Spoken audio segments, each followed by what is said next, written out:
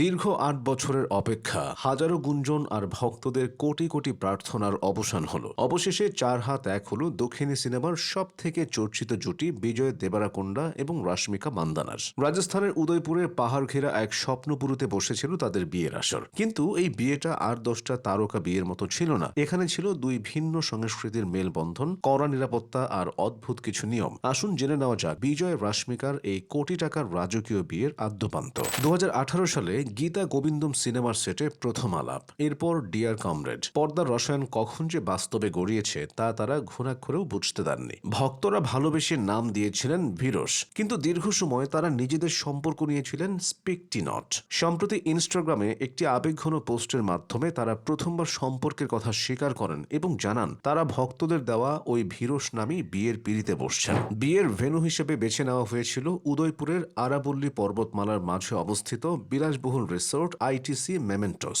117টি villa সংবলিত এই রিসোর্টটি একটি আস্ত পাহাড়ের উপর অবস্থিত। এমনকি এখানে যাতায়াতের জন্য ব্যক্তিগত হেলিপ্যাডও রয়েছে। এই রিসোর্টের এক একটি রুমের এক রাতের ভাড়া 20,000 থেকে 70,000 রুপি পর্যন্ত। শুধুমাত্র ভেন্যু আর প্রাথমিক আয়োজনে খরচ হয়েছে প্রায় 2.5 কোটি টাকা। বিনোদন বিশ্লেষকদের মতে রিসেপশন মিলিয়ে এই অঙ্ক 50 কোটি টাকা ছাড়িয়ে যেতে পারে। শোনা যাচ্ছে একটি নামী ওটিটি প্ল্যাটফর্ম এই বিয়ের ভিডিও সত্য কোটি কোটি টাকায় কিনে নিয়েছে। বিয়ের মূল থিম ছিল পাস্টেল এবং ফ্লোরাল। ডেকোরেশনে জাপানিজ স্টাইল এবং দক্ষিণী ঐতিহ্যের মিশ্রণ ঘটানো হয়েছে। গোলাপি লিলি এবং সবুজ হাইড্রেনজিয়া দিয়ে পুরো ভেন্যু সাজানো হয়েছিল। রাশমিকা জাপানি সংস্কৃতি এবং এনিমির ভক্ত হওয়ায় ডেকোরেশনে জাপানি আইল এবং টেবিল সেটিংয়ে জাপানি মিনিমালিজম ব্যবহার করা হয়েছে। ডিনার টেবিলে ছিল সবুজ আপেল এবং আঙুর দিয়ে তৈরি প্রাকৃতিক ডেকোরেশন। বিজয় আর রাশমিকার বিয়েতে ছিল দুই সংস্কৃতির চমৎকার ছোঁয়া। 26 ফেব্রুয়ারি সকালে বিজয় দেবরাকোন্ডার ঐতিহ্য মেনে তেলেগু রীতিতে সম্পন্ন হয় বিয়ের প্রথম অংশ,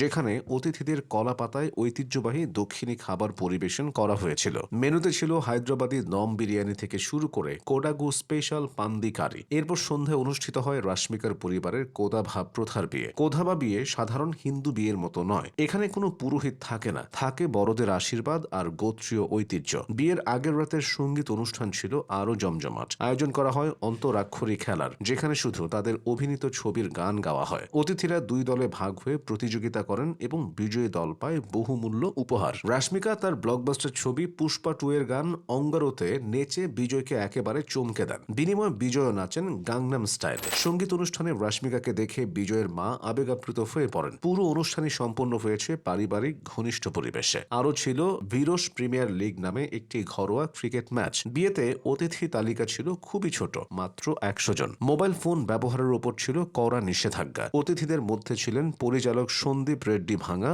থারুণ ভাস্কর এবং তাদের ঘনিষ্ঠ কিছু বন্ধু। বিয়ের অনুষ্ঠানে একটি আবেগঘন মুহূর্ত তৈরি হয় যখন বিজয়ের মা রাশমিকাকে তাদের বংশগত স্বর্ণের চুড়ি উপহার দিয়ে পরিবারের নতুন বউ হিসেবে বরণ করে নেন। এমনকি ভারতের প্রধানমন্ত্রী নরেন্দ্র মোদীও এই নবদম্পতিকে শুভেচ্ছা জানিয়ে বার্তা পাঠিয়েছেন। বিয়ের পর বিজয় রাশমিকার পক্ষ থেকে ভেন্যুর বাইরে উপস্থিত পাপারাজ্জি ও শিশুদের মধ্যে মিষ্টি বিতরণ করা হয়। উদয়পুরের অনুষ্ঠান শেষে এখন সবার নজর আগামী 4 মার্চ হায়দ্রাবাদের রাজকীয় রিসেপশনের দিকে, যেখানে হাজির থাকবেন ভারত জুড়ে নামী সব তারকারা। পর্দার সেই গীতা আর গোবিন্দম আজ বাস্তবের দম্পতি।